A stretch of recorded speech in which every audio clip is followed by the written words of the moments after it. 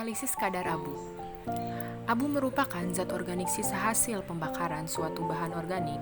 Kandungan abu dan komposisinya pada bahan pangan tergantung pada jenis bahan dan cara pengabuannya.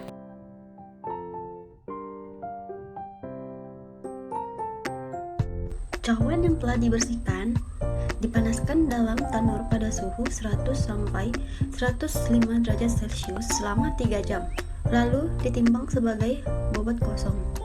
Contoh yang telah diuapkan ditimbang kurang lebih 5 gram dan dinyatakan sebagai bobot awet. Cawan tersebut disimpan dalam tanur pada suhu 550 derajat Celcius selama 6 jam. Setelah pemanasan, cawan dimasukkan dalam desikator dan ditimbang sampai diperoleh bobot tetap sebagai bobot akhir.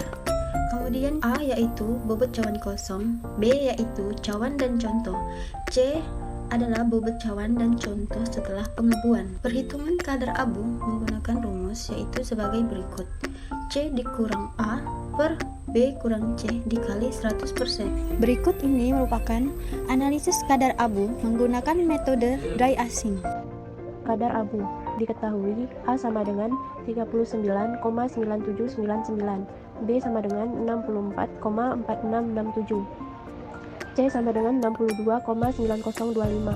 Kadar abu sama dengan C dikurang A per B dikurang A dikali 100%, sama dengan 62,9025 dikurang 39,9799 per 64,4667 dikurang 39,9799 dikali 100%. Hasilnya sama dengan 0,9361206854.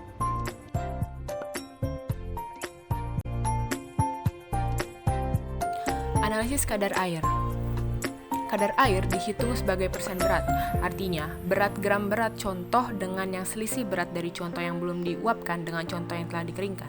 Jadi kadar air dapat diperoleh dengan menghitung kehilangan berat contoh yang dipanaskan. Urutan kerjanya sebagai berikut. Penentuan kadar air sampel. Cawan yang bersih beserta tutupnya dipanaskan dalam oven pada suhu 100 sampai 105 derajat Celcius selama 3 jam.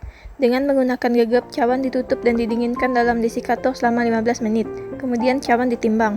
Selanjutnya, sampel sebanyak 5 gram dimasukkan ke dalam cawan dan ditimbang bersama tutupnya. Kemudian dipanaskan dalam oven selama 3 jam, lalu didinginkan dalam eksikator selama 15 menit kemudian ditimbang. Perlakuan ini dilakukan berulang-ulang sampai diperoleh berat yang konstan. Pada contoh soal diketahui berat cawan sebesar 39,9799 gram, berat cawan dengan sampel basah 64,5466 gram, berat cawan dengan sampel kering 64,4667. Perhitungannya kadar air.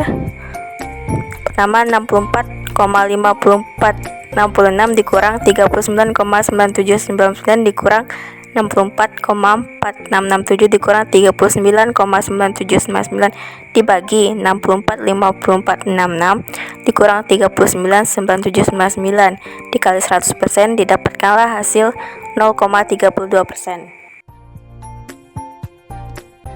Larutan standar K, larutan stok polimer kalium 100 ppm. Dari larutan ini dipipet masing-masing 0,125 mili, 0,25 mili, 0,375 mili, dan 0,5 mili ke dalam labu ukur 25 mili dan diencerkan dengan Aquades sehingga didapatkan larutan uji 0,5 ppm, 1 ppm, 1,5 ppm, dan 2 ppm. Spektrofotometri merupakan salah satu metode dalam kimia analisis yang digunakan untuk menentukan komposisi suatu sampel, baik secara kuantitatif dan kualitatif, yang didasarkan pada interaksi antara materi dengan cahaya. Metode Kripik nanas, bovin serum albumin atau BSA, CuSO4, kalium natrium tartrat NaOH, asam sulfat pekat, asam borat, natrium karbonat, asam klorida pekat, indikator campuran metilen red positif, bromatimol blue, katalis campuran SeO3K2SO4 dan CuSO4 dan Aquades. Alat yang digunakan dalam penelitian ini adalah spektrofotometer UV vis, timbangan analitik, labu jaldel, alat destruksi, alat destilasi, seperangkat alat titrasi dan alat-alat gelas kimia.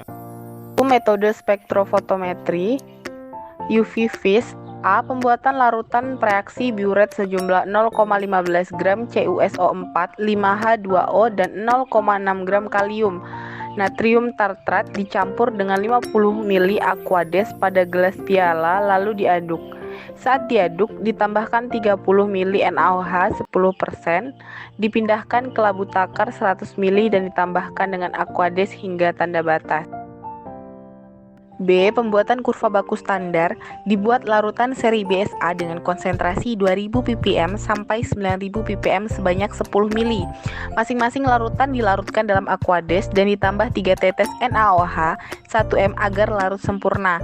Kemudian ditambahkan 5 ml reagen biuret ke dalam tiap tabung dan larutan dihomogenisasi lalu dibiarkan selama 20 menit pada suhu kamar atau sampai warna larutan menjadi ungu sempurna.